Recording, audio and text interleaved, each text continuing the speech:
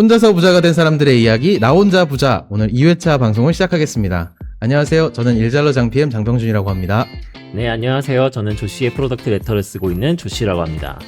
안녕하십니까. 저는 브랜드 가든을 운영하고 있는 김시현입니다. 네, 오늘 아주 재밌는 주제를 가져왔고 우리가 다 현재 하고 있는 일이기도 해서 아주 즐겁고 생산적인 토론을 기대하고 있습니다. 그리고 뒤쪽에 말씀드리겠지만 사실 이런 무료 콘텐츠를 더 심혈을 기울여가지고 제작을 했을 때 더 많은 사람들이 우리에게 신뢰를 가지고 우리의 어떤 매출로도 연결된다는 게 이 얘기에도 들어있거든요. 그래서 그런 마음으로 저희가 완전 양질의 콘텐츠로 준비를 했습니다. 그래서 오늘 제가 발제를 할 건데 살펴볼 주제는 Ship34Story라고 하는 온라인 글쓰기 강의이고요.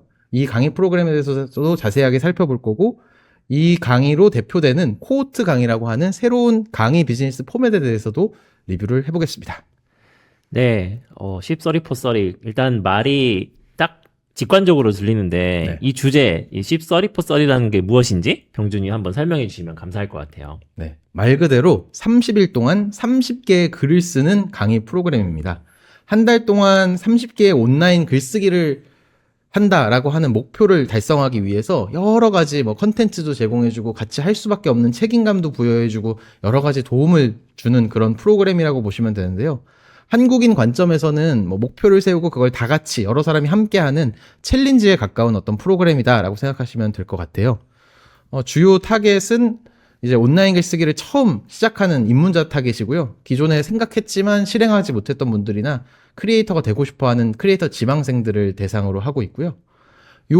글쓰기의 좀 특징적인 부분은 블로그나 뉴스레터 같은 긴 글을 쓰는 게 아니고 트위터나 링크드인 같은 SNS 채널에 업로드하는 짧은 글을 쓰라는 점에서 좀 특징이 있는데요. 이 30개의 글을 매일 쓰려고 하면 사실 긴 글로 쓰기는 어렵잖아요. 네. 그런 의미에서 짧은 글을 쓰라고 하는 것 같기도 하고, 또 뒤쪽에서 설명드리겠지만 내 잠재 고객들과 소통할 수 있는 SNS 채널에 했을 때 얻을 수 있는 효과가 또 있기 때문이거든요. 그래서 그 온라인 글쓰기를 하되 짧은 형태로 글을 쓰고 SNS 채널에다가 공유하는 그런 프로그램이라고 요약을 드릴 수가 있겠습니다.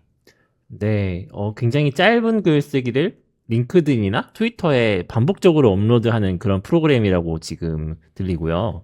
네, 그러면은 그 다음에 저희가 소개를 좀 듣고 싶은 부분은 이걸 누가 만들었는지 네. 좀 알고 싶어요. 말씀을 주시면 감사할 것 요 같아요. 뒤쪽에 보시는 분들이 이제 창업자인, 왼쪽에 있는 분이 니콜라스 콜이고 오른쪽에 있는 분이 디키 부시라고 하는 이 두 사람인데요. 시작은 오른쪽에 있는 이 디키 부시라고 하는 사람입니다. 이분은 원래는 그 월스트리트 금융인이었는데 혼자서 글쓰기를 하다가 그걸 이제 슬랙이라고 하는 그 그 채팅 채널을 통해서 챌린지로 시작을 한 것이 지금으로 성장을 하게 된 거고요. 요 뒤쪽에 그 시작 스토리도 되게 재밌거든요. 그래서 그건 조금 더 이따가 말씀드리기로 하고, 2020년 11월에 시작돼서 한 3년 정도 됐는데 그동안 한 20번 정도의 코호트, 한국으로 치면 기수제 한 20기 정도까지 있다라고 생각하시면 될 것 같아요. 처음에 시작할 때는 코호트 참여 비용이 50불, 한국 돈으로 한 6만 원 정도였는데 계속 올라서 지금은 800불의 돈을 받고 있습니다. 약 90만 원 상당이 되는 꽤 높은 비용이죠. 네. 그리고 정원은 확인이 정확하게 안 되는데 최대 1000명까지 등록을 하는 것 같아요. 그래서 대략 한 번 코호트를 진행해서 한 달 동안 프로그램을 하면 한국 돈으로 5억에서 8억 정도 매출이 나는 걸로 보이고요. 작년 한 해만 50억의 매출이 났다고 합니다. 정말 대단합니다. 네, 온라인 글쓰기만으로 50억의 매출을 달성했다는 게 도와주는 분들도 있는 것 같지만 팀도 작은 것 같고 주로 이 두 사람이 하는 것 같은데 이렇게 큰 비즈니스로 일궜다는 점이 저도 놀랍더라고요. 코호트는 800불이고 강의는 150불인가 200불로 또 따로 볼 수 있거든요. 시연님이 그 강의 네. 수강하셨다고요? 네, 저는 그거 사서 봤는데 강의도 괜찮았어요. 되게 아. 그 강의는 사실 이 코호트 서비스에 대해서 말해주는 것은 아니었고 정말 다양한 종류의 글쓰기 포맷에 대해서, 그러니까 이메일 글쓰기라든가 아니면 세일즈 글쓰기라든가 그런 식으로 파트가 나눠져가지고 강의가 돼 있거든요. 그 강의도 꽤 괜찮았던 것 같아요. VOD로 또 상시로 판매하는군요. VOD는 아닌 게 거의 다고 VOD가 몇 개 있긴 있어요. 텍스트랑 네, VOD랑. 텍스트. 어쨌든 이 사람들이 라이브로 가르쳐 주시는 건 없는 거죠? 맞아요. 라이브는 없고 그것만 볼 수 있게 되어 있는 걸로 그렇죠. 알고 있습니다. 아, 라이브 강의가 아니군요. 네네네. 근데 요거는 이제 상시로 판매하는 어떤 그 상시 컨텐츠 판매인 것 같고, 요 코호트는 이제 한 달에 한 번씩인데 매달 열리는 것 같진 않고 한두 달에 한 번씩 한 달의 프로그램으로 동시에 참여하는 사람 몇백 명, 거의 1000명에 가까운 사람들을 모아서 자, 이제부터 시작해서 가는 요런 형태의 강의를 이제 코호트 강의라고 하는 거고요. 그 시연님이 아마 구매하신 강의는 그 코호트랑 별개의 어떤 또 부가적인 수입을 내기 위해서 상시로 판매하는 어떤 강의가 아닐까 싶습니다. 네, 다시 재차 얘기를 하고 싶은 부분은 어쨌든 시연님이 사신 강의는 VOD 강의였던 거고 그럼 쉽3430 같은 이 코호트는 라이브를 같이 포함한다 이렇게 이해하면 될까요? 그렇죠. 아마 두 가지 수익 원인 것 같아요. 뒤쪽에 여러 가지 이들의 수익 파이프라인도 자세하게 한번 설명드려 보겠습니다. 네. 네. 다음 제가 질문 드리고 싶은 부분은 일단 쉽3430가 어떻게 운영되는지 좀 알고 싶어요. 좀 네. 병준님 설명 감사하겠습니다. 요 보시면은 일단은 이들이 지향하는 것은 결국 온라인 디지털 글쓰기입니다. 앞에 말씀드렸던 것처럼 디지털에 짧은 글을 써라라는 게 이 프로그램의 핵심 컨텐츠이자 내용이고요. 초심자들의 경우에는 특히 이런 온라인에서 짧은 글쓰기를 하는 게 너무나 중요하다라고 이 창업자들은 강조합니다. 내가 지속하기 위함도 있지만 이 사람들이 더 강조하는 거는요. 이 SNS의 숏폼으로 그 글을 쓰는 게 잠재 고객들, 이 주제에 관심 있는 팔로워들, 오디언스들, 잠재 고객들한테 피드백을 받을 수 있기 때문에 더 중요하다고 말하는 거거든요. 그래서 이분들은 내가 쓰는 온라인 글이 뭔가 우리의 논문이나 책처럼 완성된 그 자체의 하나의 상품이라기보다는 내가 향후에 어떤 주제로 글을 써야 되고 어떻게 메시지를 내보내야 되는지를 탐색하기 위한 약간 뭐 티저라고 해야 되나요? 아니면 탐색의 방법으로서 온라인에 글쓰기를 하라는 거고요. 그래서 너무 막 그 퀄리티에 집착하고 오래 막 고민하기보다는 일단 툭툭 온라인에 생각하는 아이디어, 내가 관심 있는 주제에 대해서 툭툭 그걸 지속적으로 30일 동안 계속 툭툭 하고 그거에 대해서 잠재 고객들의 피드백을 받으면서 아, 사람들이 많이 반응을 하면 아, 이 주제에 관심이 있는 거구나. 이렇게 했는데 사람들이 다른 걸 원하는구나. 이렇게 탐색의 도구로서 좀 하라고, 그래서 이제 온라인 글쓰기를 하라고 좀 강조를 하는 것 같아요. 이게 마치 저는 이제 스타트업의 MVP 전략이랑 좀 비슷하다고 생각했습니다. 네. 초기에 제품을 다 만들기보다 가장 간단하게 제품을 만들고 그걸 가지고 테스트를 하는 건데 정말 간단한 그 제품이 바로 이제 짧은 글쓰기인 거죠. 그리고 저는 이런 것들이 이제 이 과정을 공유하면서 초기부터 팬을 모으고 그 사람들을 대상으로 비즈니스를 전개하는 그 프로세스 이코노미의 형태를 그대로 띠고 있다. 이런 생각도 들었습니다. 네. 그래서 이 글쓰기 프로그램인 건데 이걸 하기 위해서 그럼 얘네들이 어떤 거를 돈 받고 제공을 해주냐면요. 시연님이 아마 구매하셨던 텍스트 같긴 한데 어떤 마인드셋을 가져야 되는지 어떤 프레임워크로 글을 써야 되는지 그리고 심지어는 자기네들이 글을 쓴 템플릿 같은 것들을 이제 컨텐츠화해서 텍스트랑 VOD 형태로 제공해서 혼자 학습할 수 있게 하고요. 한 달 동안 8번의 라이브 강의를 그 니콜라스랑 그 디키가 진행을 한다고 해요. 그래서 구체적인 사례를 보여준다고 하고 그리고 소그룹으로 묶어가지고 소그룹 그 그룹 오피스 아워 해가지고 약간 개인화된 코칭도 하고 그리고 30명의 이 소그룹 단위별로 실시간으로 모여서 글을 써가지고 글을 안 쓸 수 없게 이 피어 프레셔를 받으면서 글을 쓸 수밖에 없게 이런 소규모 커뮤니티에 또 개인들을 다 배속시킨다고 하더라고요. 그래서 이런 방법도 알려주고 개인화된 코칭도 해주고 같이 하는 그 피어들을 매칭해주는 요 일련의 이런 프로그램들을 통해서 참여한 사람들이 웬만해서는 30일 동안 글을 30개를 쓰겠다는 목표를 달성할 수밖에 없게 만들어주는 이런 것들이 이들이 제공하는 서비스라고 하겠습니다.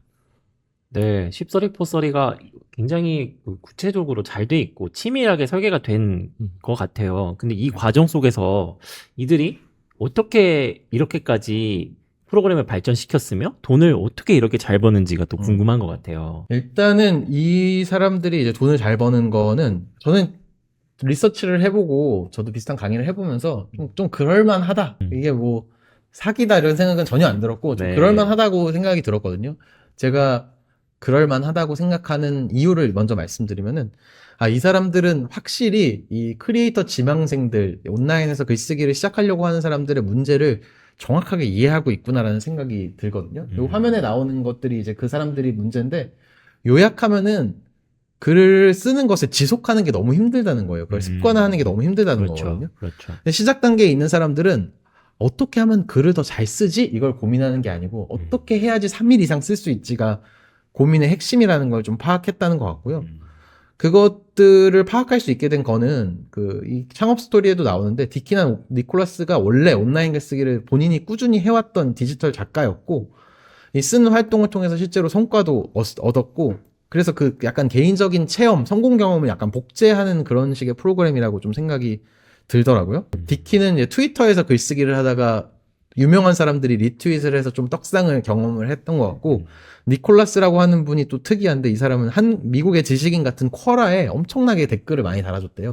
그래서 그 댓글을 다는 걸 통해서 자기 오디언스를 모은 그런 히스토리가 있는 분들이고, 실제로 이제 초기에 코호트를 하면서 그 들어온 사람들의 니즈를 잘 청취를 해가지고 이들이 어떻게 해야지 30일의 글쓰기를 지속할 수 있을지 이 문제를 딱 해결해 주겠다는 명확한 문제의식과 아주 구체적인 솔루션이 있었던 것 같습니다. 그게 저는 가장 성공의 근본적인 이유라고 생각을 하고요. 그 다음은 이들이 이제 책정한 여러 가지 뭐 훌륭한 전략 같은 것들을 좀 언급해 드리고 싶은데, 첫 번째는 가격 전략인데, 처음에는 낮게 형성돼 있다가 점점 가격이 인상되는 구조입니다. 네. 그래서 처음에는 그냥 서로 독려해주는 챌린지고 특별히 이런 컨텐츠 같은 게 없었대요. 그리고 그래서 이제 돈을 50불만 받았던 거고, 그것도 완수하면 한국처럼 환급해주는 그런 구조였다고 합니다. 근데 이제 코호트를 반복하면서 이게 정말 필요한 거다라는 개인의 확신이 있었고, 이 사람들이 원하는 문제를 해결해 줄 수 있는 컨텐츠나 프로그램들을 추가하면서 지금에는 800불까지 참여를 인상하고 있는데, 그래도 그 대기 수요가 많다고 해요. 그래서 거의 1000명까지 참여하는 것 같고, 그 대기 수요를 통해서 이들도 이제 계속적으로 가격을 올려도 될 거라는 어떤 사업적인 판단을 한 것 같고, 그게 이제 동작을 하고 있는 것 같습니다. 그래서 낮은 가격에서 시작해서 가치를 올려가면서 가격도 올려가는 이 구조가 이렇게 큰 매출을 만들어낼 수 있었던 또 주요한 한 꼭지인 것 같고요. 한 가지 더 마지막으로 더 언급하고 싶은 거는 이들의 마케팅 전략인데, 거의 모든 1인 기업들이 사실 차용하고 있는 마케팅 전략들을 이들도 하고 있는데, 첫 번째는 바이럴 할 수 있는 구조를 만들었습니다. 그래서 네. 이 프로그램에 참여하면은 의무적으로 자기 트위터에 나 쉽3430라는 프로그램 이제 한 달 동안 할 거야, 나 여기다 글쓰기 할 거야 라고 이렇게 선포를 하라고 해요. 그래가지고 그걸 계속 그 사람들에게 이 사람 3430 하는 사람이구나 라는 것들을 트위터 세상에 그런 컨텐츠들이 자동으로 바이럴로 퍼지게 그런 것들을 이제 프로그램 내 컨텐츠로 녹이고 있고요. 두 번째는 이제 자동화된 마케팅을 하는 건데, 웹사이트에서 이 웹사이트에 방문한 사람들이 결국 온라인 글쓰기에 고민이 있는 사람이니까 그 고민이 있는 사람들을 혹할 만한 그 컨텐츠를 무료로 제공해 줍니다. 이게 약간 아까 그 공표를 하는 거고요. 이렇게 나 이렇게 쉽서리 할 거다 이렇게 트위터에 쓰라고 시키는 거고, 이게 이제 그 나눠주는 리드 마그넷이라고 하는 무료 미끼 컨텐츠인데, 이 주제에 있는 사람들이 관심 가질 만한 되게 흥미로운 어떤 글쓰기 방법에 대한 되게 좋은 컨텐츠를 무료로 나눠주는데, 여기에 이메일을 남기면 무료로 나눠주게 하는 구조를 만들어가지고 이메일을 수집하고요. 그 다음에 이렇게 이메일을 수집한 다음에는 이렇게 시리즈 이메일이 자동으로 발송되게 되어 있어요. 일간 하나씩.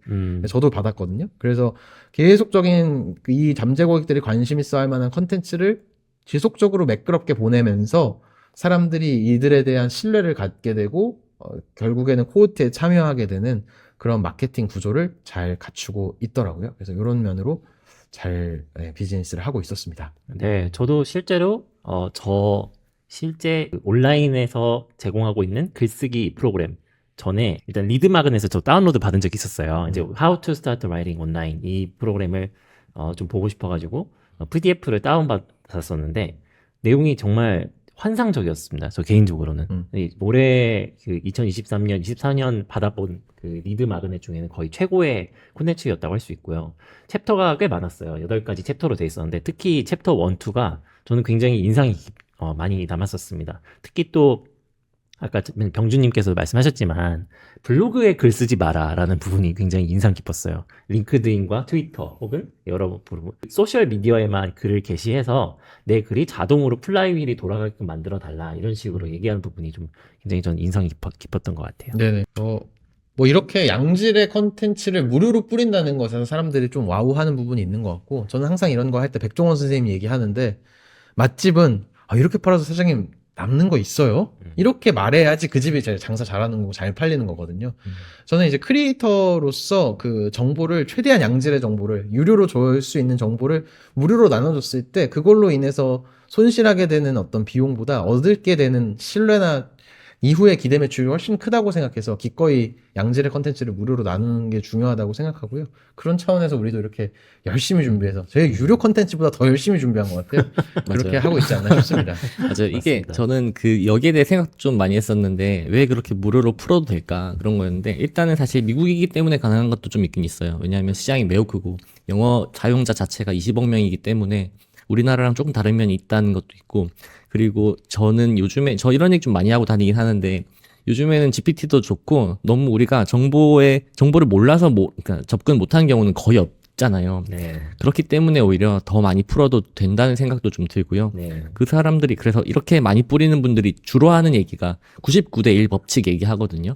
99%는 무료로 풀고 그 중에 1%는 유료로 이제 전환이 된다.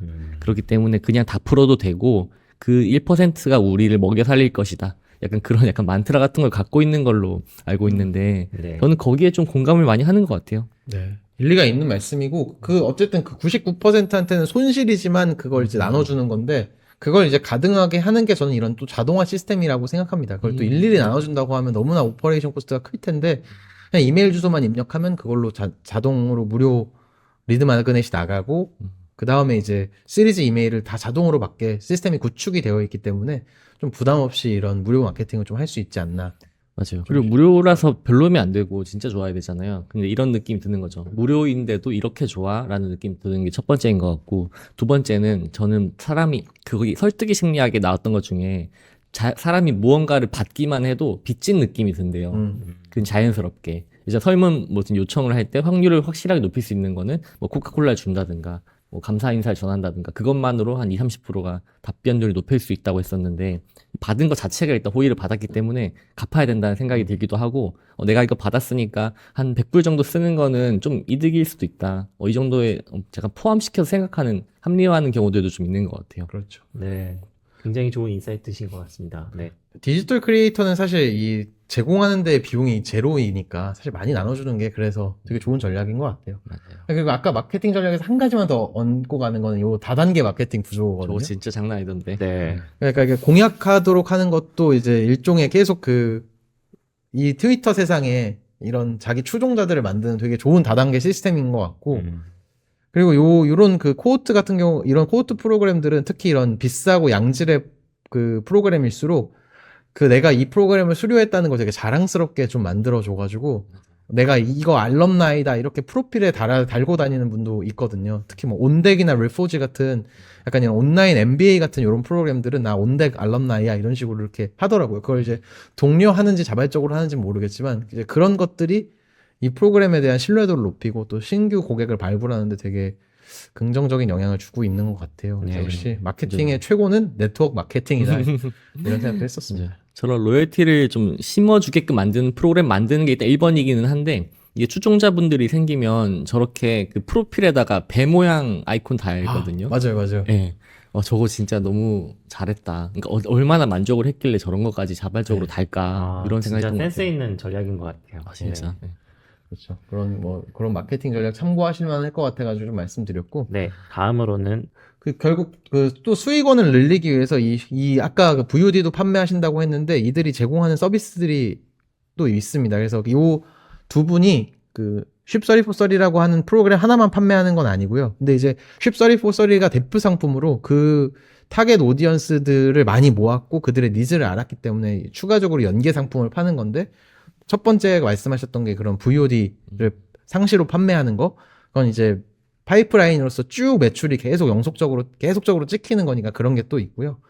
그리고 이 쉽34써리가 입문자용 코호트 강의였다면 조금 입문해가지고 오디언스가 있는 분들이 그 오디언스를 기반으로 해가지고 어떻게 오퍼를 만들고 마케팅하고 어떻게 세일즈 하는지 같은 것들을 좀 다루는 풀스택 라이터라고 하는 약간 고급용 코호트 강의를 또 런칭해서 추가적으로 또 수익을 내고 있고요.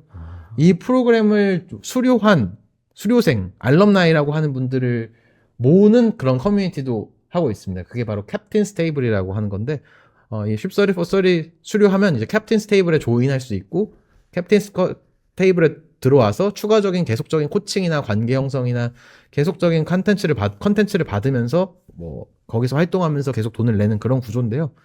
최근에 2023년 그 비즈니스 리캡 비디오를 보니까 요 캡틴스 테이블은 이제 조금 지속하기가 어렵다고 그들이 판단해서 이 캡틴스 테이블을 조금 피봇해가지고 알럼나이 그룹 코칭으로 바꿔가지고 계속 그 매출을 월 단위로 구독으로 받는 게 아니고 어떤 코칭을 해주고 그때 이렇게 비용을 받는 그런 식으로 조금 현재는 바꿔서 운영하고 있다고 합니다. 그래서 어쨌든 자기가 잡고 있는 타겟 고객에게 여러 가지 오퍼를 수평적으로 확대하고 그들이 또 재구매할 수 있는 상품을 만들어가지고 자기가 확실히 잡고 있는 잠재 고객에게 계속적으로 매출을 내는 이런 시스템을 잘 갖추고 있다. 이렇게 정리할 수 있겠습니다. 네. 제가 구매한 게 이건 것 같아요. 풀스택 사이트. 아, 이거 풀스택 라이터라는 걸 구매하셨군요. 네. 이거는 단순히 글쓰기만 다루는 건 아니고 뭐 이런 맞아요. 비즈니스 전반을 다룬다고 하더라고요. 맞아요. 맞습니다.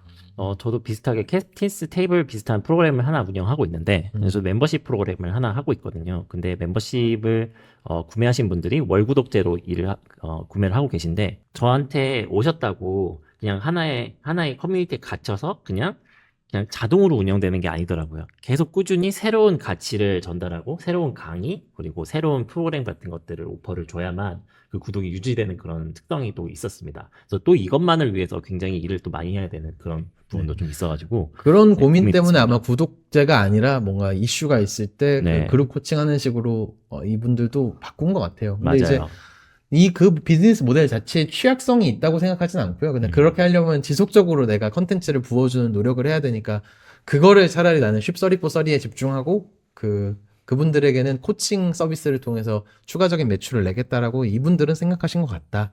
그래서 이런 알럼나이 그 멤버십 프로그램이 안 된다고 생각은 안 듭니다.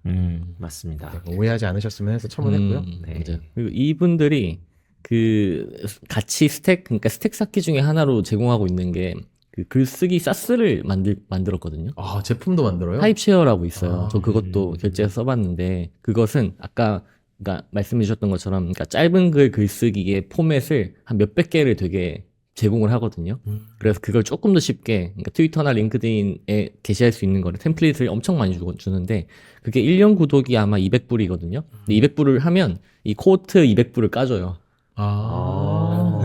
그런 식으로 번들이군요. 예, 가치를 그렇게. 계속해서 주려고 막 쌓아가더라고요. 너무 흥미롭네요. 그냥 단순히 그냥 글쓰기, 방구석에서 글쓰기로 시작했던 비즈니스가 커뮤니티 비즈니스가 되고, 거기다 강의가 되고, 그 다음에 이제 코칭 에이전시가 되고, 제품까지 나간다는 게, 사실 가장 성공적인 그 1인 창작자의 비즈니스 확장 방식을 그대로 따라가고 있다는 게 좀 놀랍습니다. 그런 제품이 있는지는 몰랐는데, 예. 알려주셔서 감사하네요. 맞아요. 그리고 하나만 더 제가 잊어버릴까봐 말씀을 드리면 이분들이 진짜 직접 다 쓰는지는 안 쓰는지 모르겠어요. 근데 뉴스레터 아까 3개 정도 제가 구독하고 있다고 말씀드렸는데 정말 글이 많이 와요. 이분들의 뉴스레터는 글도 좋기도 한데 분량이 되게 많아요. 그래서 이걸 어떻게 다 쓰지? 약간 이 정도로 많이 오거든요. 스스로 진짜 실천하고 있네요. 진짜 실천하고 있어요. 약간 와. 본인들의 그런 사명감인 것처럼 느껴질 정도로 엄청납니다. 진짜. 야, 굉장합니다. 또 이런 얘기 들었을 때 또 궁금한 거는 이들이 어떻게 이 서비스를 출발했고 어떤 방식으로 할 수가 있었는지에 대해서 좀 얘기를 듣고 싶어요. 네, 이 부분 병주님 준비하신 내용 들려주세요. 이 창업 스토리도 진짜 재밌었어요. 찾아보면서. 그리고 약간 좀 전형적이기도 합니다. 많은 분들 공감하실 것 같은데, 처음 시작은 그 맨 앞에 그 약간 수염 있는 디키 부시라고 하는 분에서 시작이 된 거예요. 이분은 월가의 펀드 매니저였다고 합니다. 그래서 월가에서 있으면서 자기 삶에 대해서 자연스럽게 또 고민이 오나 봐요. 그래서 거의 이런 것들은 한국이나 미국이나 비슷한 것 같은데, 자기 삶이 이렇게 가는 게 맞을까에 대한 고민을 하고 약간 대책 없이 퇴사를 하셔가지고 집에서 이제 블로그 글쓰기를 9개월 동안 혼자 열심히 썼답니다. 이렇게 의지도 크고 부지런하신 분이니까 블로그에다 굉장히 많이 글을 썼을 텐데 대부분 가족들이 봤다고 약간 우스갯소리로 얘기하더라고요. 그래서 굉장히 많은 현타를 느끼셨던 것 같고, 마지막으로 지푸라기 잡는 심정으로 블로그 글쓰기 말고 트위터에다가 30일 동안 매일 트윗하자라고 자기과의 약속을 해가지고 트윗을 했는데, 이것도 약간 과장된 건지는 모르겠지만 기적적으로 28일쯤에 이 나발 라비캣이라고 하는 미국의 유명 인플루언서인 것 같아요. 이런 그 지식 분야에. 이분이 리트윗을 해줬고, 이게 이제 트리거가 돼가지고 갑자기 팔로워가 들어오고 그 글이 이제 좋아요 7,000개가 꽂히면서 이제 오디언스가 붙기 시작했다고 하고요. 자기가 이 경험을 해보니까 블로그 쓰기가 아니라 이 숏폼을 소셜미디어에다 쓰는 게 디지털 작가의 성공 방법이구나라는 거를 깨달으신 것 같고 이거를 이제 확대시켜보고자 챌린지로 시작한 게 쉽30 430이고 맨 처음에 말씀드린 것처럼 50불에서 시작했던 게 이제 800불에 매 코호트마다 5억에서 8억까지 나는 그런 것으로 성장한 것 같아요. 이 니콜라스 콜은 처음부터 친구 사이였던 것 같진 않고요. 중간에 합류하셨는데 이 작가 이분도 굉장히 흥미로운 그 디지털 작가 이력이 있습니다. 온라인 기반의 글쓰기를 하시던 분인데 이분의 성장은 트위터가 아니고 쿼라였다는 게 그 성공 스토리고요.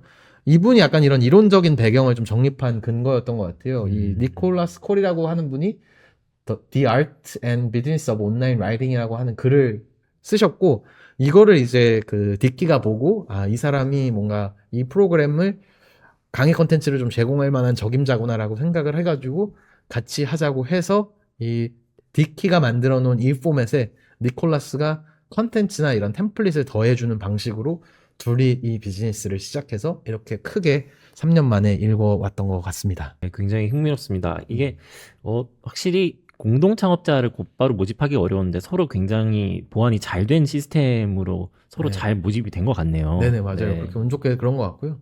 그리고 이 대기업 퇴사자로서 우리 조시님이랑 저랑 약간 그 대기업에서 드는 현타를 이렇게 글쓰기로 풀었다는 거에서 저는 굉장히 어떤 감정적인 동질감을 좀 느꼈습니다. 네.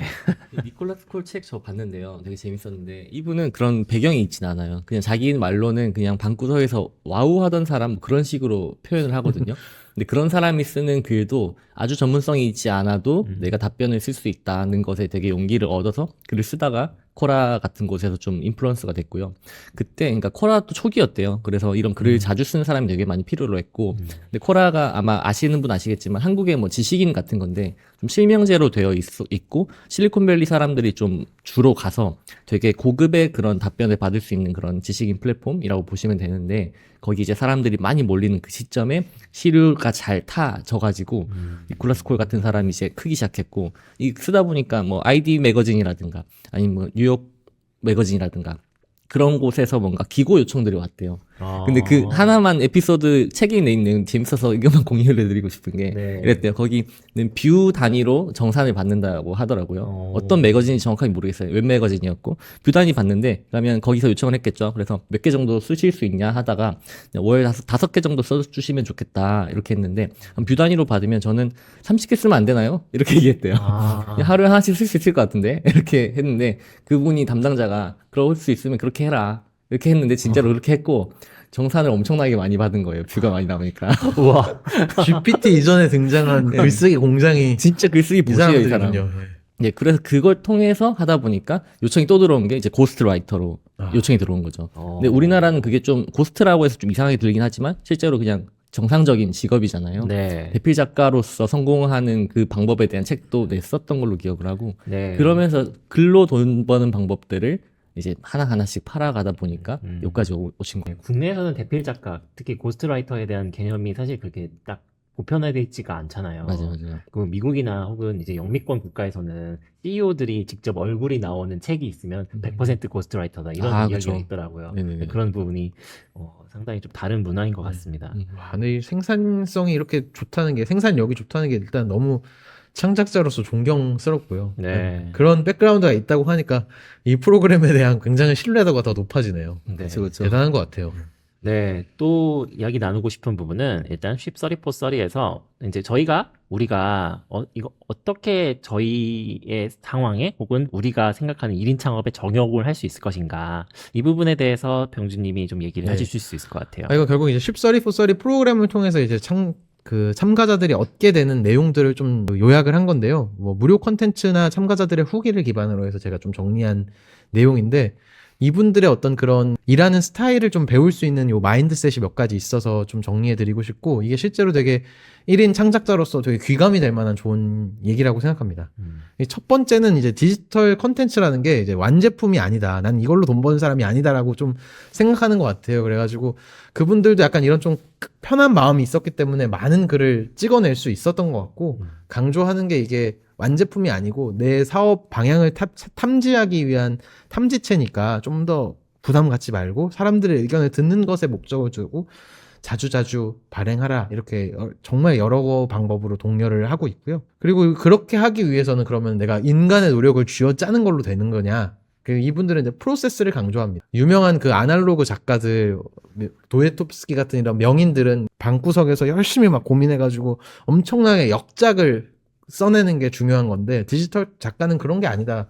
디지털 작가에 성공하는 거는 그냥 프로세스로 꾸준하게 하나하나의 완성도에 집착하기보다는 꾸준하게 하는 이런 방식, 이런 라이프 스타일, 이런 일하는 방식을 딱 세팅하는 게 중요하다. 프로세스를 강조를 하고요. 그래서 그렇게 하기 위해서 이제 주제도 시스템으로 찾으라고 합니다. 그래서 얘네들이 이제 알려주는 게 The Endless Idea Generator라고 해가지고 나름대로 그 특정 분야에 어떤 프레임워크를 기반으로 해서 주제를 찾을 수 있는지 같은 것들을 알려주거든요. 그래서 뭐에 대해서 쓰고 싶은지 토픽을 생각했으면 그 토픽이 그 다음에 이제 어떤 그 토픽과 관련해서 실행할 수 있는 게 뭔지, 분석적인 게 뭔지, 영감을 줄 수 있는 게 뭔지, 아니면은 왜 그런 걸 하는지 약간 이런 인류학적인 고찰을 할 건지, 이 네 가지 관점에서 그 주제를 바라보고, 그걸 이제 짧은 글로 쓰기 위해서 하는 법, 뭐 배운 점, 실수, 유명한 말, 하는 방법, 그걸 하기 위한 도구, 최신 트렌드, 통계, 뭐 이유, 예시 이런 식으로 그 주제의 글을 쓰기 위한 어프로치까지 제시를 해주고, 그것에 있어서 사람마다 그 배경 지식이 다르니까 나는 전문가로서 얘기할 수도 있고 아니면 그 전문가의 의견을 큐레이션하는 관점에서 얘기할 수도 있고 나는 비전문가지만 이 분야에 관심 있는 사람으로서 내 생각은 이렇다. 이런 식으로 그 크레더빌리티도 조정을 해가지고 글을 쓸 수 있다. 그래서 어떤 주제든 내가 관심 있는 분야라면은 이 프레임워크에 의해서 주제를 굉장히 손쉽게 생각해낼 수 있다. 이렇게 말하고요.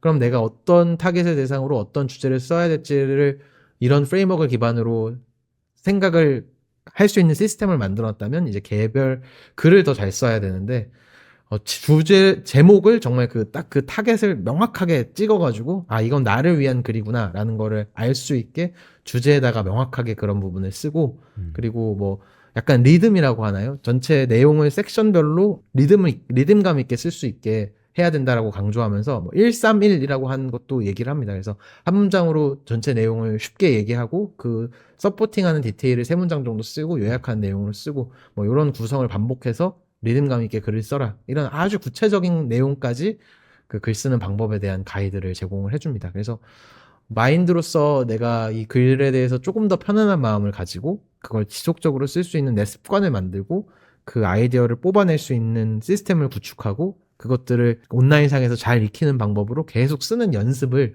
30일 동안 같이 하는 거다. 이렇게 정리해드리고 싶습니다. 네, 이 내용 보니까 글쓰기 가이드와 연습하기에 굉장히 구체적인 가이드라인을 좀 굉장히 자세히 잘 주는 것 같아서 되게 듣기 좋고요. 근데 또 재밌는 사실은 여기 또 보니까 일단 병준님이 저희한테 먼저 얘기해 주시는 부분이 글이 공유되는 횟수 같은 것들도 좀 중요한 것 같다라고 한번 얘기해 주신 것 같았어요. 아, 이거 저도 개인적으로 되게 생각했던 건데, 네. 이분들 딱 얘기해가지고 저는, 와, 소름 이렇게 생각했던 부분인데요. 네. 이 사람이 그러면은 좋은 글이냐 나쁜 글이냐를 뭘로 판단하고, 어디서 내가 이 주제가 맞는지, 뭐 이걸 탐색하는 방법으로서 글쓰기를 하는 건데, 이 주제가 맞다는 탐색을 어떤 기준으로 하냐? 이 사람은 그 KPI로 글이 얼마나 공유되는지를 봐라. 라고 합니다. 네.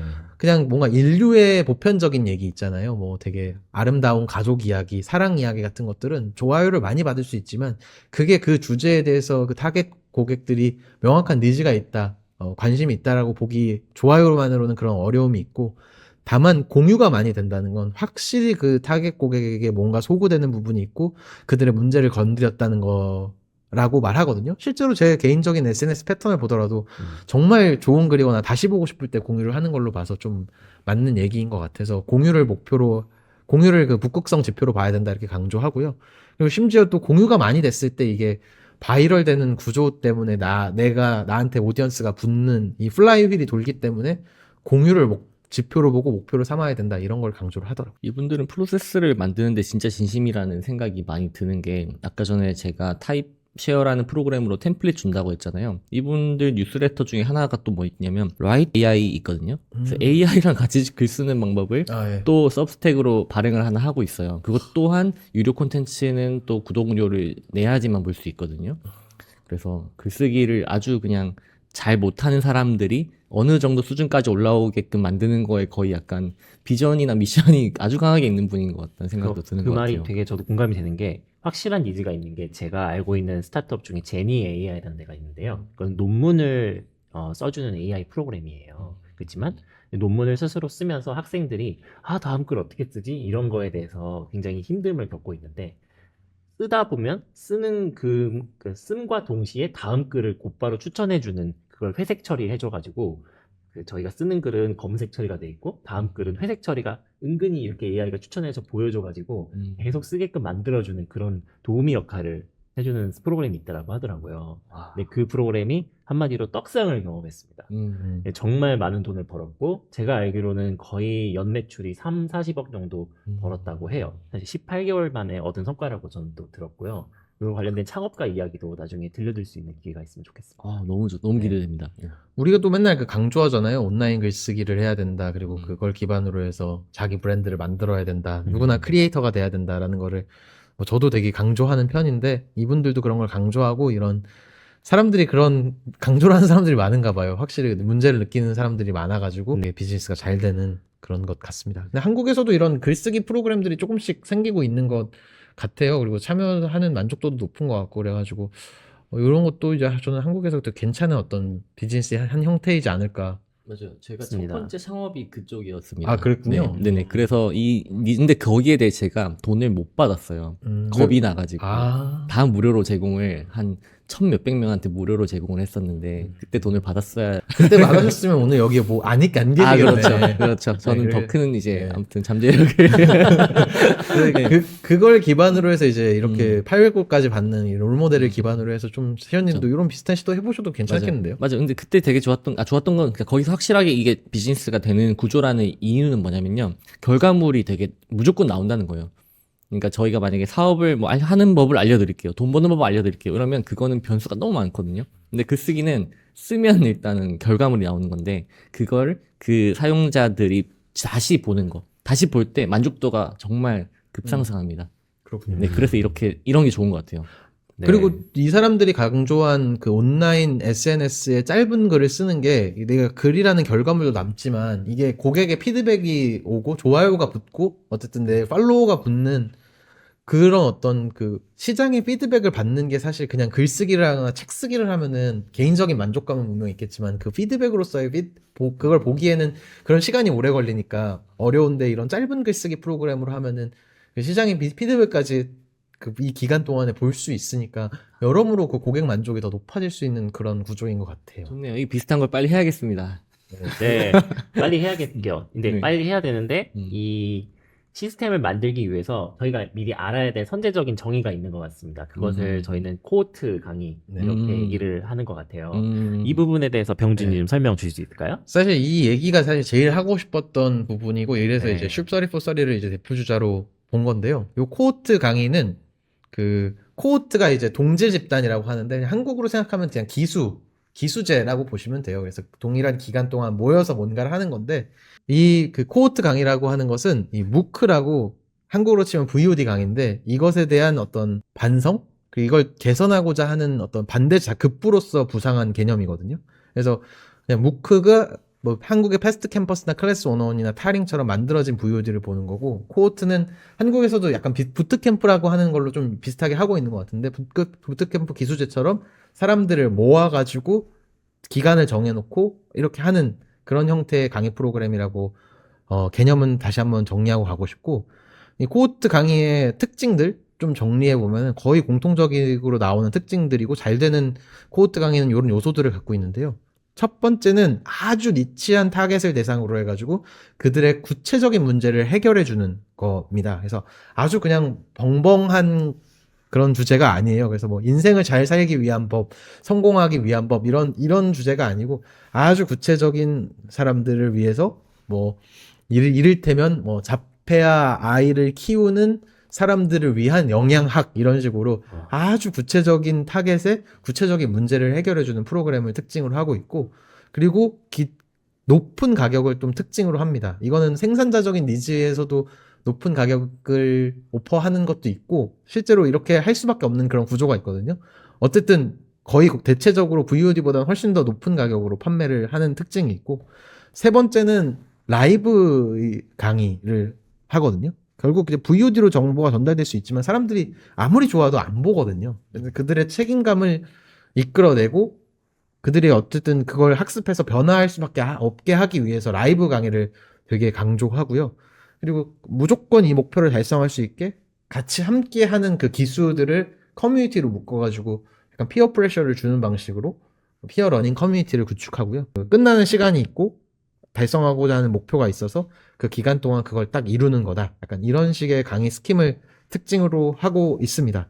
그렇기 때문에 강의 완주율이 높다는 것을 굉장히 이런 코호트 강의를 진행하는 업체나 크리에이터들이 강조를 하고요. 참여했던 수강생들도 실질적인 트랜스포메이션을, 그러니까 변화를 이끌어낼 수 있다 이렇게 말합니다. 그래서 일례로 이건 관련 업계에 있는 분이어서 좀 과장된 걸 수도 있지만 무크의 경우에는 한 3에서 6% 정도만 그 강의를 완주한다면 이 코호트 강의는 85%에 육박하는 완주율을 보인다. 그래서 실질적으로 사람을 변화시키는 강의가 바로 코호트다 이렇게 말하고요. 이 코호트 강의가 이렇게 부상하게 된 데는 하나의 어떤 그런 아이콘 같은 분이 있는데 그 가장 대표적인 그 글로벌한 그 VOD 강의 사이트가 유데미라고 있거든요. 유데미의 창업자인 가간 비안이라고 하는 분이 내가 유데미를 해보니까 사람들이 안 보고 변화가 안 되더라. 새로운 교육이 필요하다 해가지고 나는 온라인 교육은 이제 콘텐츠보다는 코호트로 가야 된다. 이걸 주창하면서 메이븐이라고 하는 회사를 세우셨고 이제 그게 약간 들불처럼 번지면서 이렇게 코호트 강의가 하나의 좀 유행처럼 자리 잡게 됐습니다. 네, 국내 다수 크리에이터들도 지금 이렇게 많이 하고 있는 것 같고, 또 특히 요즘 인스타그램이나 여러 매체에서 뭐 어떤 챌린지 일기 아니면은 어떤 뭐 같이 뭐 미라클 모닝 일기 이런 식으로 굉장히 많이 하는 것 같은데, 그런 것들도 같이 코호트라고 볼 수가 있을까요? 근데 뭐 그 모든 어떤 그 라이브적인 요소나 커뮤니티적인 요소가 있다고 해서 또 코호트라고 또 약간 묶기는 좀 어려운 부분도 있을 것 같아요. 저는 네. 조금 더 되게 니치한 고객들의 큰 트랜스포메이션 변화를 이끌어낸다는 그런 약간 전문적인 강의를 좀 더 코호트 강의로 묶어서 하고 싶고요. 미라클 모닝도 코호트 강의에서 굉장히 좋은 부분, 그리고 실질적으로 사람을 변화시키기 위해서는 모여서 한다는 부분을 잘 건드리긴 했지만 저는 그거는 조금 더 범용적인 참여 대상이고 그러다 보니까 뭐 객단가도 그렇게 높지 않고 그래서 저는 좀 코호트 강의는 조금 더 아주 전문적인 영역, 니치한 타겟, 높은 가격을 가지고 있는 이런 형태를 조금 더 좁혀가지고 보는 게 맞지 않나 그렇게 말하고 싶습니다. 맞아요. 이게 사실 코비드 19 때 말이 많이 됐던 코호트라는 단어잖아요. 애초에 격리시켜서 뭔가를 한다. 네, 그리고 그 특정 기간, 그 사스에서는 보통 코호트 단위로 많이 리텐션을 그쵸. 측정을 하니까 이 단어 자체는 사실 마케팅 용어로 좀 쓰인 게 맞다고 생각을 하는데 이제 미국인들 입장에서 영어가 편한 사람 입장에서는 이게 딱 와닿았을 것 같아요. 딱 격리된 상태에서만 강의를 제공을 한다. 우리는 약간 좀 소수의 멤버십이다. 그런 느낌. 기수제 부트캠프가 가장 한국에서는 유사한 것 같고요. 요즘 기수제 부트캠프도 워낙 이런 고단가로 그 확실한 트랜스포메이션을 강조하는 그런 프로그램들이 좀 늘어나고 있어서 그런 게 이제 한국에서 코호트를 벤치마킹하고 있는 사례다라고 저는 생각합니다. 저는 한국에서 코호트란 말씀은 좀 안 먹히긴 해요. 왜냐면 그렇죠. 뭐 잘 예, 모르거든요. 예, 예. 맞아요. 저도 그렇게 직접적으로 언급하고 있지는 않아요. 근데 이제 기수가 맞는 것 같고 네. 맞아. 부트캠프가 맞는 것 같고 네네. 어쨌든 이 미국의 성공 사례가 많기 때문에 맞아요, 미국의 맞아요. 성공 사례를 리서치하기 위해서는 코호트 코스 아니면 코호트 베이스드 코스 이런 걸로 좀 찾아보시면 여러 가지 사례들이 많습니다. 그만큼 이제 많은 크리에이터들이 이런 방식으로 이제 수익화를 하고 있다. 그래서 코호트 강의가 실제로 잘 되고 있고 많은 사람들이 하고 있다. 요건 좀 분명한 것 같습니다. 네, 근데 궁금한 거는 이게 왜 그렇게 잘 되는지가 좀 더 궁금한 것 같아요. 좀 구체적으로 생각을 해보면 그냥 온라인 그 같은 챌린지 같은 느낌인데 굳이 이걸 참여해서 이게 들어와가지고 실제로 다 끝내는 이 프로그램들을 왜 그렇게 사람들이 좋아하는 것이고 그리고 왜 이렇게 높은 지불 용의를 갖고 있는가 이거에 대해서 한번 얘기를 하고 싶습니다. 코호트 강의가 잘 되는 데 있어서는 그 말씀하신 거는 이제 소비자 입장에서 왜 이렇게 비싸게 지불하냐 이것도 일단은 뒤쪽에 말씀드리고 싶은데 저는 먼저 강조하고 싶은 게 이게 이 1인 크리에이터들 그 전문적인 창작가들의 니즈에 너무 잘 맞았다는 점 때문에 일단 그걸 좀 강조하고 싶거든요. 그러니까 그 1인 창작자들은 열심히 인터넷에 컨텐츠를 만들지만 사실 유튜브 아무리 해도 돈이 안 되거든요. 저는 이제 공공연하게 말하지만 그래도 구독자 그래도 7만 명 되는데 유튜브 한 달 수익이 한 20만 원에서 30만 원 들어옵니다. 잘 나올 때는 40만 원 나오는데 대충 한 30만 원 정도 나오거든요. 이거는 뭐 충분히 그 사람이 컨텐츠를 만들면서 생활할 수 있는 수준이 안 되죠. 그렇죠. 그래서 대부분의 어떤 크리에이터 그리고 이런 전문성을 가지고 있는 니치한 분야의 크리에이터는 수입이 적었고요.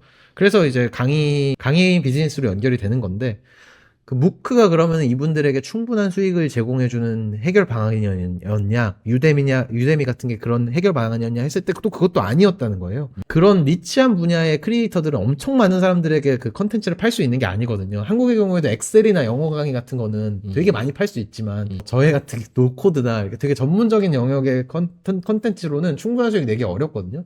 저희 노코드 분야의 강사들 분들이 많이 있지만 그분들도 클래스 101에 출강하고 있지만 그거는 약간 자기 PR하는 거지 그걸로는 그렇게 큰 돈이 안 든다라고 공통적으로 얘기를 합니다.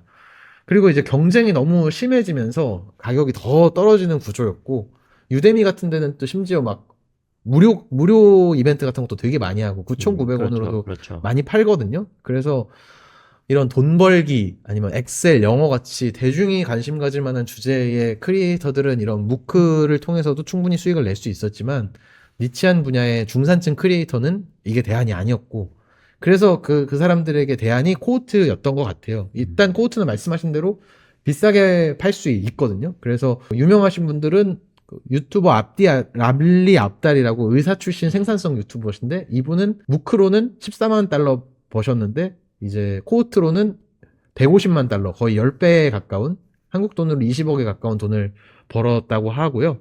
그리고 이런 세컨드 브레인, 이런 생산성을 관련된 컨텐츠를 만드는 티아고 포르테라고 하시는 분은 코호트로만 5년 동안 60억을 버셨다고 해요. 그래서 이렇게 객단가가 높은 상품을 판매하는 거다 보니까 이런 니치한 크리에이터의 니즈에 맞았고 그들의 어떤 수익원이 됐다.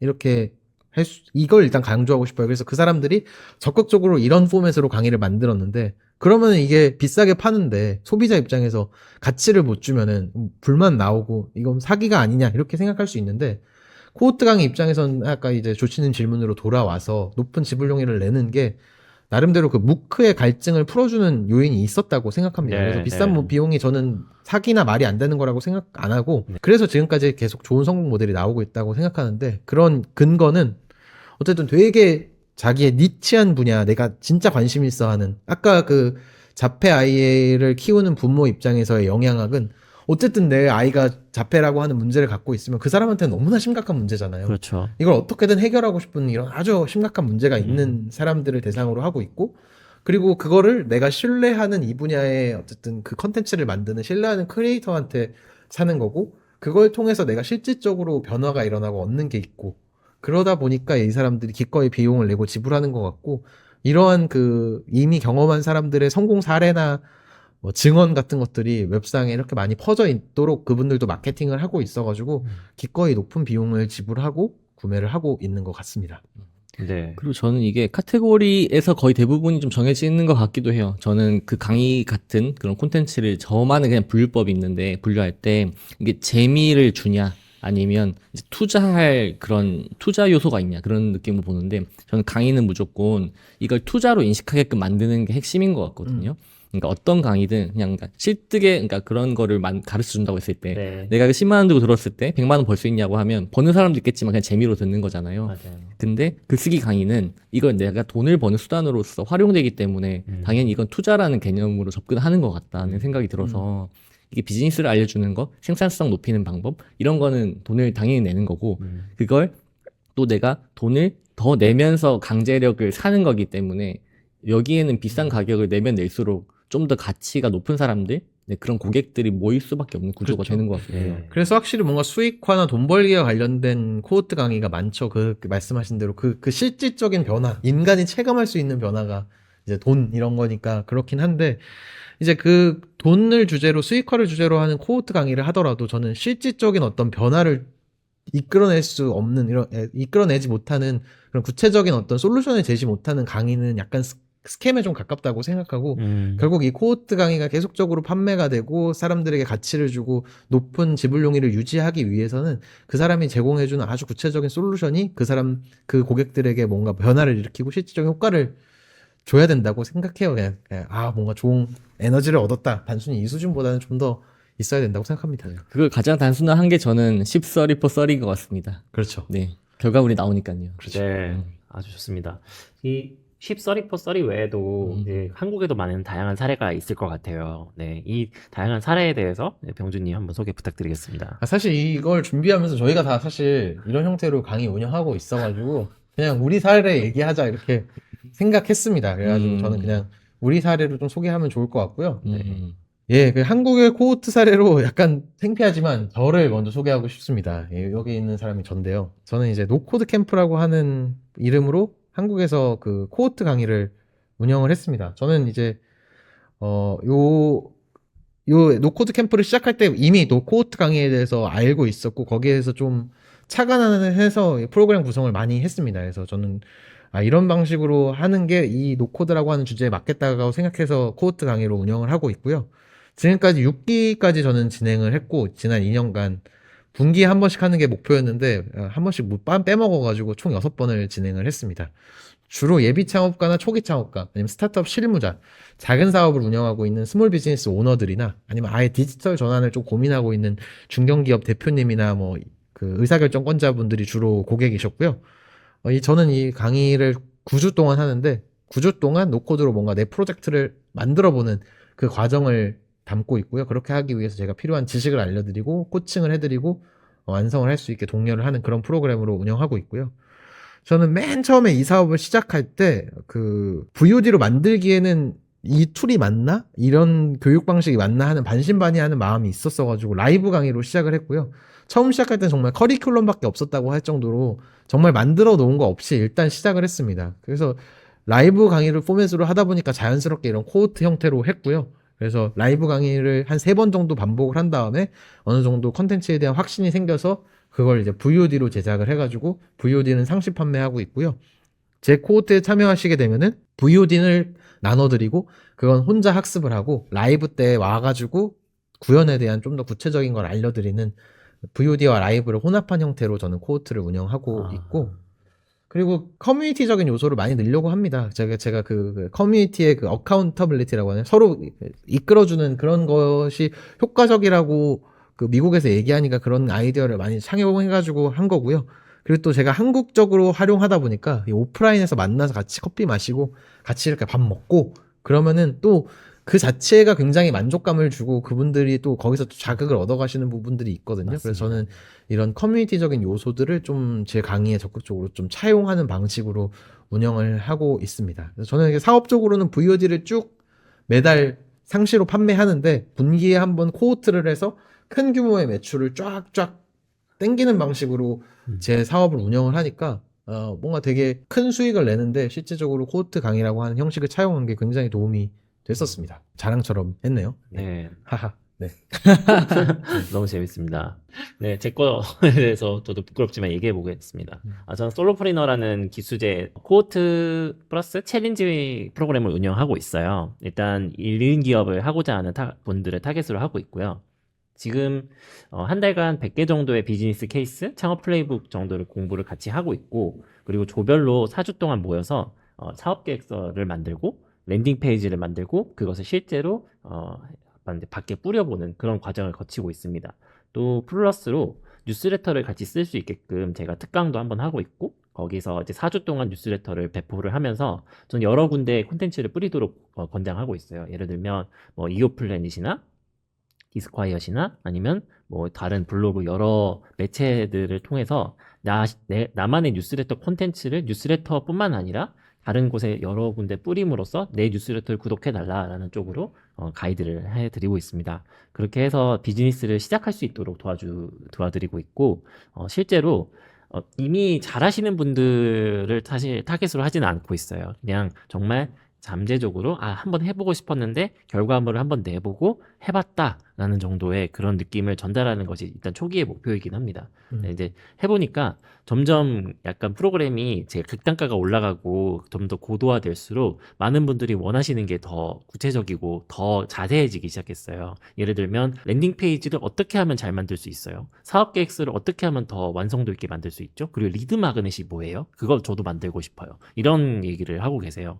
그래서 저는 앞으로도 객단가를 올리는 과 동시에 그런 그 강의 프로그램 같은 것들을 좀 더 많이 넣어서 더 풍부한 프로그램을 한번 만들려고 기획하고 있습니다. 그렇군요. 쉽30 for 30보다 더 잘 되는 음. 코호트 프로그램이 되면 좋겠네요. 네. 아, 생각해보니까 저도 하나 하고 있는 게 있습니다. 아, 예, 말씀해 뭔가요? 주세요. 저 네, 모닝 말씀해 모닝 주시죠. 클럽이라는 걸 하고 있는데 네, 네. 그거는 목표를 같이 달성하자는 그런 거예요. 그래서 처음에 제가 이거 저 때문에 저를 위해서 만든 프로그램인데 제가 너무 목표를 하나를 잡고 가는 걸 못하다 보니까 어떻게 하지를 고민을 엄청 많이 했거든요. 그러다가 하나를 집중하는 거를 좀 워크샵으로 만들어서 뿌린 다음에 이거 여기에 공감하시는 분들을 좀 모아서 같이 해보자 이런 취지였고 처음에 제가 OT 때 워크샵을 해요. 그래서 목표를 1년 목표를 같이 정하고 월간 목표 정하고 주간 목표, 일간 목표까지 이렇게 캐스케이딩으로 내려가는 거를 한 다음에 매일매일 아침에 나 이거 세 개 할 거야. 그리고 저녁에 했어 안 했어를 이제 리뷰하는 한 달 단위로 제공이 되고 있고 저도 처음인데 이제 오프라인 모임을 이제 2번을 계획하고 있거든요. 이제 모닝 클럽이란 이름에 맞게 조찬을 한번 하려고 하고 마지막에는 이제 그 성과 공유회를 하려고 하는데 조찬 너무 좋습니다. 조찬 최근에 갔다 왔는데 너무 좋은 거예요. 아, 정말 다들 좋다고 하더라고요, 정말. 네, 그래서 그런 걸 하고 있습니다. 근데 진짜 이게 재밌는 것 같아요. 이거. 우리가 어쨌든 그 1인 창업가 1인 기업을 하고 있는 사람인데 이런 코호트 강의를 하고 있는 이유? 이런 프로그램을 하는 게 왜 좋은지에 대해서 좀 각각의 우리 생각을 좀 얘기하고 넘어가면 어떨까요? 네, 너무 좋아요. 네, 일단 시원님 생각. 예, 시연님부터. 네.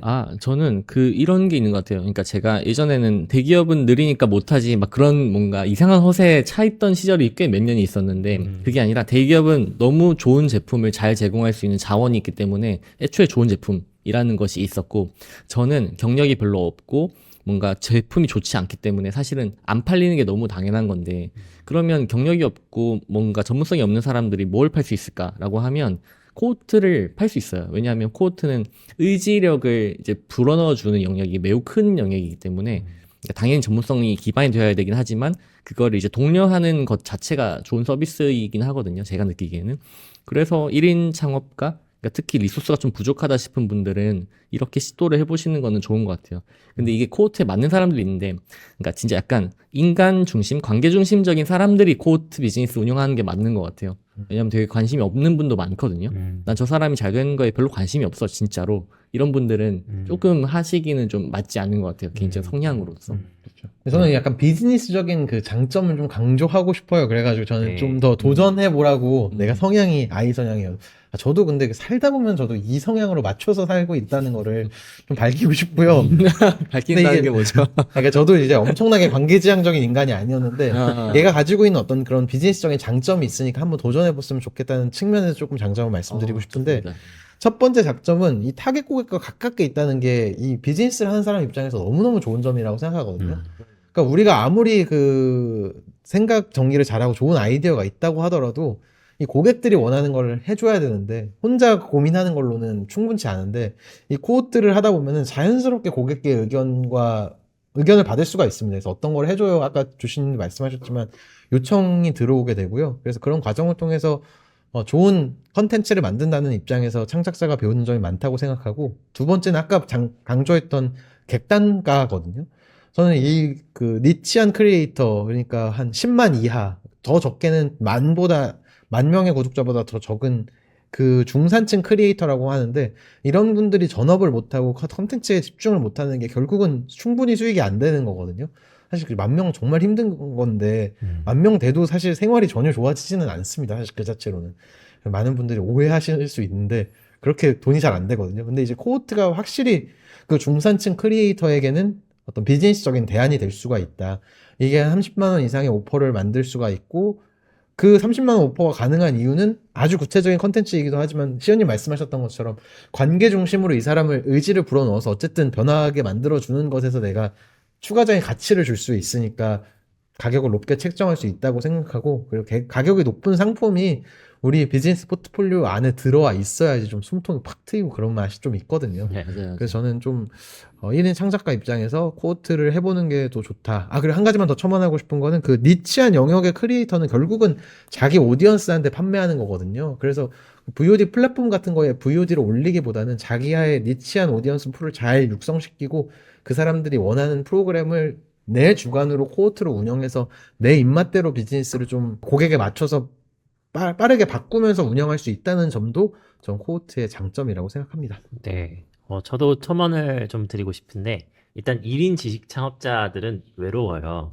사실. 그런데 이런 코호트 강의를 하게 되면, 알게 모르게 나의 팬들을 직접 만날 수 있음과 동시에 그리고 그분들과 함께 교류를 하면서 나름대로의 소속감을 채워나갈 수가 있습니다. 저 같은 경우에는 대기업을 퇴사한 지가 얼마 안 됐지만 나름대로의 소속감이 되게 필요하거든요. 근데 이 소속감을 제가 만든 프로그램으로 인해서 채워줄 수 있다. 이런 장점이 또 있어요. 사람이 또 사람들을 또 만나고 싶어 하는 부분도 있고 또 코호트를 하다 보면은 그 코호트 하시는 분들끼리 서로 이렇게 굉장히 교류를 하고 싶어 하세요, 기본적으로. 근데 그것들을 또 잘 열어드리고 만들어주는 역할, 이런 것들도 좀 코호트를 운영하시면서 필요한 부분이라고 생각하고 있습니다. 네. 그렇군요. 좋습니다.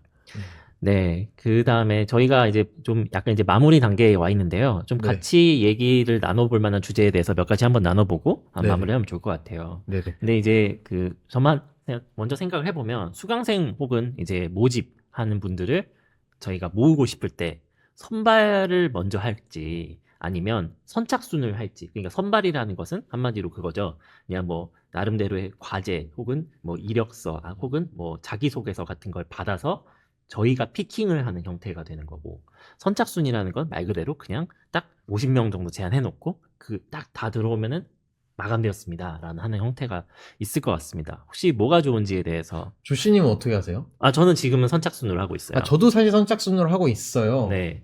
근데 이제 요 사례 때문에 제가 사실 이 고민을 하기 시작했고, 요즘 고민하는 거여가지고 좀 같이 논의해봤으면 해서 제가 그냥 사심으로 네. 넣었는데, 네. 이 하이 아웃풋 클럽이라고 하는 것은 이제 인스타그램 콘텐츠 크리에이터들을 대상으로 해가지고 이제 같이 콘텐츠 만드는 그런 코호트 프로그램인데, 지원서를 받는다고 하더라고요. 그래서 합격한 사람들만 수강할 수 있고, 그래서 되게 퀄리티가 높은 그 네트워크를 제공하는 그런 걸 특징을 갖고 있고, 그래서 강의 커뮤니티 운영하고, 그러니까 되게 양질의 사람들을 잘 모으고 서로 간에 네트워크가 생기도록 여러 가지 노력을 많이 하시는 게 보이더라고요.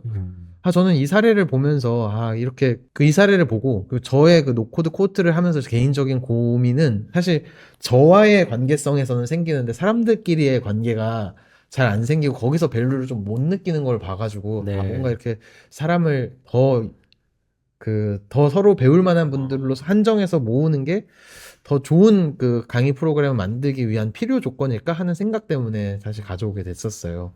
그래서 조씨님은 뭐 이런 관점에 대해서도 어떻게 생각하시고, 시연님도 어떻게 생각하시는지 한번 궁금합니다. 네, 일단 저의 사례를 굳이 좀 얘기를 나누고 싶다면, 선착순을 하되 객단가가 높은 프로그램이 되면 좋은 분들이 좀 모이는 부분이 있는 것 같습니다. 맞아요. 돈으로 네. 한번 걸르는 거죠. 네, 네.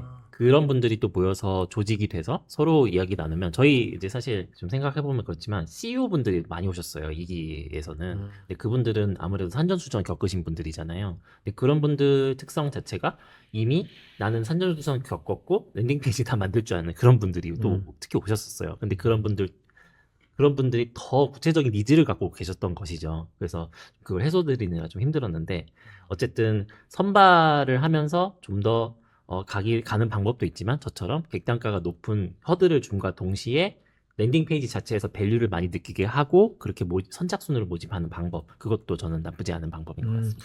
돈이 그 선발의 효과를 한다는 것도 되게 맞는 말이라는 생각이 드네요. 네, 네. 그래서 그렇긴 한데 또 이게 또 돈으로 필터링 되지 않는 그런 부분도 있고, 그래가지고 이건 어떤 프로그램을 지향하느냐에 따라서 한번 고민해 볼 필요는 있는 것 같아요. 그리고 맞아요.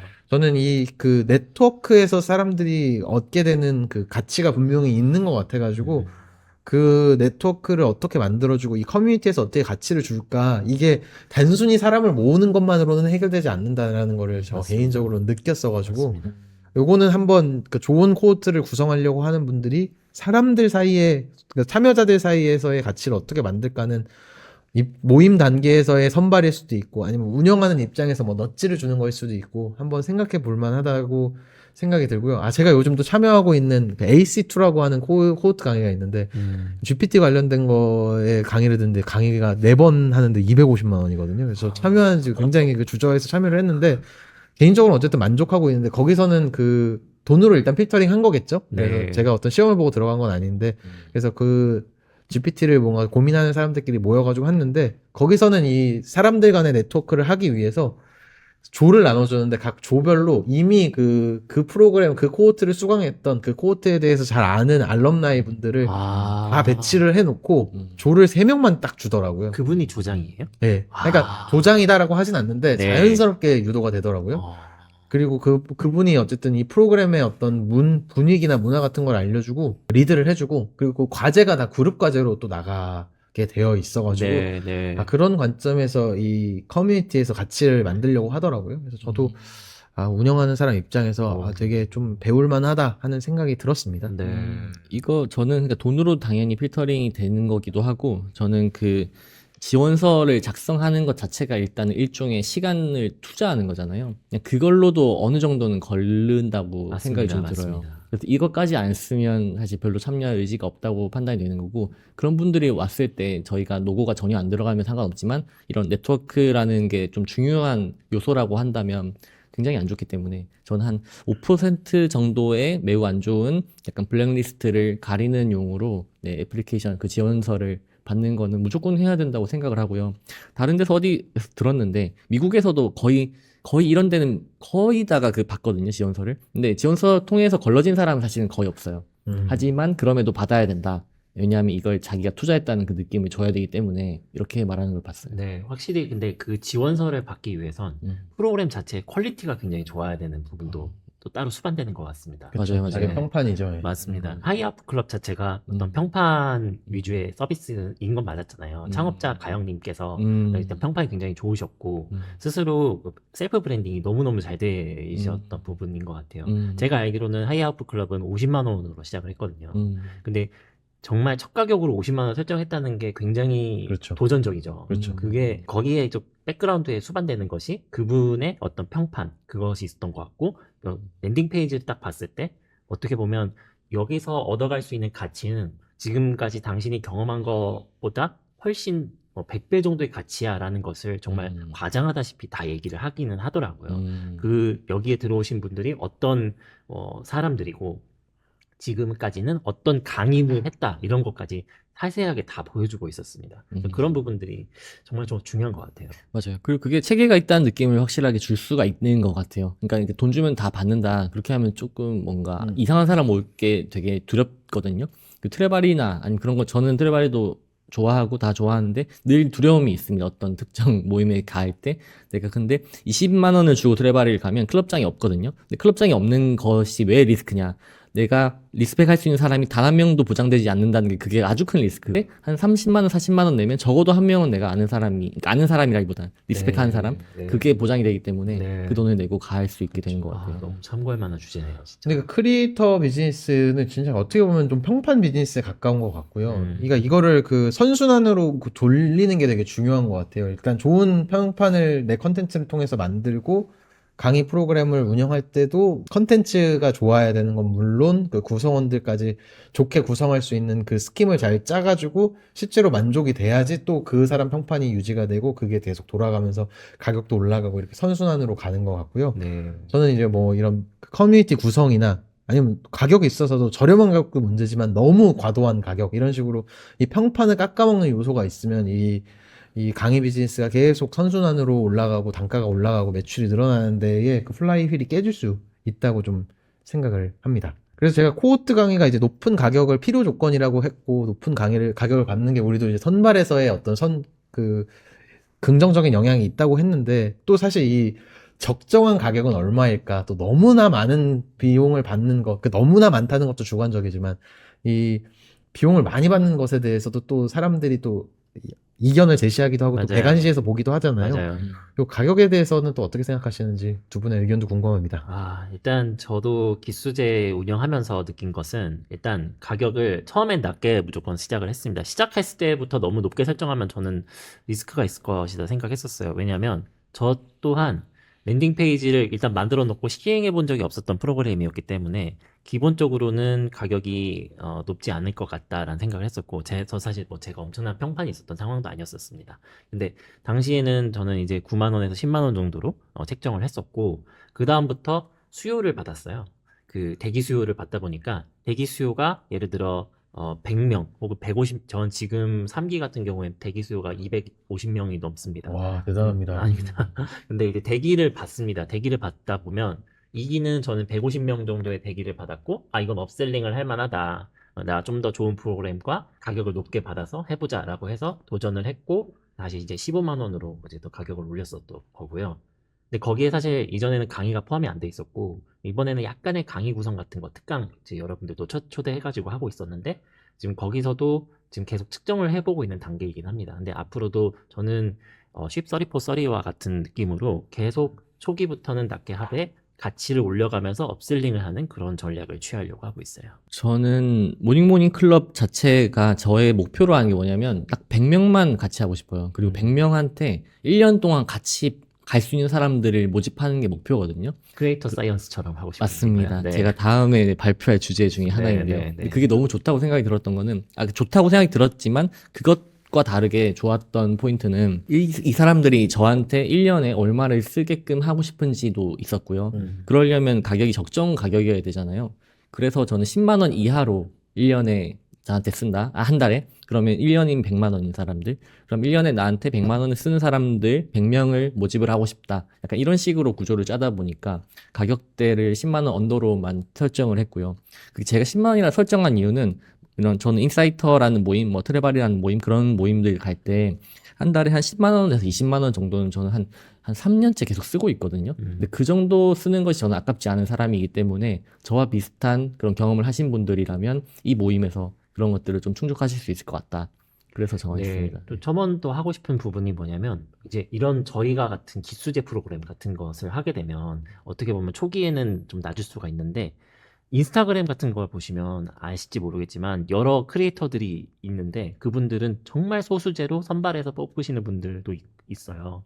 그 제가 아는 하나의 사례로는 제가 뭐 실명 혹은 그 계정을 밝히진 않겠습니다만 한 번 코호트에 330만 원을 받고 계신 분도 있습니다. 그러니까 그분은 제2의 나를 만들어 드리겠다라는 전제 조건을 갖고 있어요. 그러니까 나를 8주간 구독하면 혹은 나의 서비스를 받으면 8주간의 기간 동안 나의 수익이나 이런 것들 모두 다 지식들 다 전달해 드릴 테니 이만큼의 돈을 내줘라 라는 게 굉장히 재밌었던 사례 중에 하나였었습니다. 도제식 같네요. 도제식 프로그램, 한마디로 컨설팅 같은 그런 식으로 굉장히 밀착해서 옆에서 같이 해주는 그런 형태라면 확실히 단가는 더 높아질 수가 있는 것이죠. 네. 근데 이 강의가 실제로 경험해보지 않은 상태에서 구매해야 되고, 크리에이터와 나 사이에 어쨌든 권위의 차이가 있고 정보의 비대칭이 있는 상황이기 때문에 사실 비싼 스킴으로도 팔 수 있는데, 저는 요거 한번 창작자 입장에서도 소비자 입장에서도 한번 생각해 볼 필요는 있다고 생각해요. 너무 비싼 가격이 과연 이 사람의 평판에 도움이 그러니까 비싼 가격이냐 안 비냐는 중요하지 않다고 생각해요. 그 사람이 제공하는 가치가 이 가격에 디설브 하냐라는 걸 생각해 볼 필요가 있고, 그게 오히려 좀 너무 그 과도한 거? 그게 이제 그냥 소수의 사람을 모으기 위해서든 뭐 어떤 크리에이터의 속사정이든 어쨌든 그게 너무 그 사람이 약속할 수 있는 트랜스포메이션의 크기에 비해서 너무 높았을 때 그 비즈니스에 장기적으로 또 악영향을 줄 수 있기 때문에 한번 이 가격 책정에 대해서는 기본적으로는 높은 단가로 가서 중산층 크리에이터의 숨통을 트여주는 그런 건 좋지만, 또 너무 과도한 거는 크리에이터한테 독일 수가 있으니까 한번 생각해 보시는 게 좋겠다라는 것도 첨언하고 마치고 싶습니다. 네, 맞습니다. 맞습니다. 마지막으로 저도 한 말씀만 첨언을 하면 너무 많이 길어지네요. 네. 네. 첨언하면 그거였죠. 그러니까 그건 것 같아요. 그러니까 누가 제가 최근에 봤던 아티클 중에 뭐 $1 비즈니스를 해야 되는 이유 뭐 그런 거 있었거든요. 그거는 이제 자신의 콘텐츠를 적어도 최소한도의 비용을 가지고 투자의 목적을 이제 충족시키면서 내 콘텐츠 딜리버리하는 그 사람들을 이제 만드는 것이 핵심이잖아요. 그랬을 때 만족시키는지를 한번 보고, 그 두 번째에는 조금 더 높은 가격을 두고 그 다음에 이제 코호트가 있으면 그러면 이제 약간 괜찮을 것 같은데, 바로 맞죠. 나는 이 정도 받아야 돼 라고 주장하는 데까지는 좀 어려움이 있다. 그리고 그게 분명히 도구로 돌아온다는 거는 너무 확실한 것 그렇죠. 같습니다. 평판 비즈니스니까 그런 것 같아요. 평판 비즈니스적인 특징이 있고 가격을 좀 유연하게 바꿀 수 있다는 이 강의 비즈니스의 특징이 좀 이런 것에 잘 드러나는 것 같은데, 우리가 이제 가격이라고 하는 무기와 컨텐츠라고 하는 무기를 양손에 갖고 있으니까 이걸 마구잡이로 휘두를 수 있는 사실 권한이 크리에이터에 있긴 하거든요. 근데 이제 그게 당장 벌어가지고 와, 나 1억 매출했어 이렇게 될 수도 있지만, 그게 이제 장기적으로 독일 수가 있고, 결국은 우리 오디언스가 막 몇백만 명 있는 거 아니잖아요. 게다가 한국 사람이고 되게 니치한 분야니까 우리의 오디언스를 되게 소중하게 생각하고 그분들에게 실질적인 변화와 가치를 준다는 관점으로 코호트 강의를 운영하면은 충분히 수익을 많이 낼 수 있으면서도 오래 갈 수 있지 않을까 싶습니다. 저는 그냥 크리에이터로서 네. 정말 오래 가고 싶어요. 맞습니다. 저도 맞습니다. 그게 저는 그게 사실 정답에 네. 가깝다고 생각을 네. 하는데 네. 그냥 그런 와디즈 같은 데서 계속 앵콜 펀딩에서 하잖아요. 근데 저는 되게 놀랐던 게 평이 진짜 안 좋은 강의인데도 앵콜 펀딩을 계속 하니까 막 10억씩 막 몇 억씩 팔리는 걸 보면서 되게 놀랐거든요. 근데 그 강의가 별로라는 그 리뷰는 계속 올라와요. 근데 그런데도 몇 억 팔린 강의라는 것 가지고 계속해서 강의를 파니까 또 팔리는 거예요. 근데 저는 저 강의 비즈니스가 10년은 못 갈 것 같은데 약간 좀 저와는 다른 것 같다. 그런 그렇죠. 생각 좀 아, 했던 것 같아요. 다행히 우리가 가치관이 통해서 그래서 한번 네. 빨리 익명으로 빡 빨고 빨아먹고 딴 데로 음. 가는 사람이 갈 수도 있는데 맞아요. 아, 저는 이 일을 그냥 오래 하고 싶고 너무 좋거든요. 음. 그래서 그렇게 안 하려고 하고요. 음. 그리고 이게 소비자들도 이제 그런 시장들이 형성이 돼가지고 크리에이터들을 락인을 찍는 것도 좀 있는 것 같거든요. 그래서 소비자로서 그렇게 하실 수 있는 부분이 있고 우리도 이제 반면교사하고 낙인 안 찍히려고 생각은 하긴 해야 되겠지만 또 이렇게 너무 또 그렇게 그 이 강의 비즈니스나 지식 비즈니스에 대해서 또 너무 배관시하게 보실 필요도 또 없지 않나 그런 자기 변명도 좀 하고 싶습니다. 맞아요. 돈 내고 들어야죠. 뭐 필요한 정보가 있으면 거기에 아끼는 거는 또 속도를 늦추는 거라서. 네네. 아무튼 우리는 창작자로서 책임감을 가지고 오래 갈 수 있게 좋은 컨텐츠 만드는 사람이 됐으면 좋겠습니다. 네. 오늘이 그런 컨텐츠로서 여기까지 들어주신 분들의 마음에 좀 와닿았으면 좋겠습니다. 네. 어. 나온부도 100화, 200화, 300화 갔으면 좋겠습니다. 거의 나중에 공헌하는 백화 특집. 창작자가 되자. 네, 저희 네. 한 50회 특집, 한 100화 특집 하면 이제 막 홀 빌려가지고 네, 예. 공개로 그렇게 하면 참 좋겠네요. 예. 그런 감사합니다. 다짐을 해보면서 네. 오늘 2화를 마치도록 하겠습니다. 네, 오늘 이와 이게 정말 수고 많으신 장병준님 감사하고요. 감사합니다. 네, 감사합니다. 다음 주에 또 새로운 주제로 잘 찾아뵙도록 하겠습니다. 오늘 수고 많으셨습니다. 네, 감사합니다. 감사합니다. 네, 고생하셨습니다. 감사합니다.